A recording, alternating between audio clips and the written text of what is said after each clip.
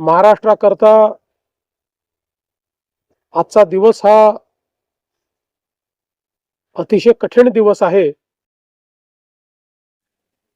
कारण अशा प्रकारचं नेतृत्व तयार व्हायला अनेक वर्ष लागतात आणि ज्यावेळी महाराष्ट्राच्या विकासामध्ये अतिशय महत्त्वपूर्ण योगदान ते देत होते, अशा काळामध्ये त्यांचं निघून जाणं हे अविश्वसनीय आहे, मनाला चटका लावणार आहे.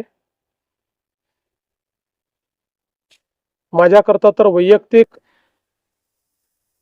एक दमदार आणि दिलदार अशा प्रकारचा मित्र या ठिकाणी सोडून गेलेला आहे. त्यांच्या कुटुंबावर देखील हा प्रचंड मोठा आघात आहे. मी आणि एकनाथराव शिंदे साहेब आम्ही लवकरच बारामतीकडे निघणार आहोत.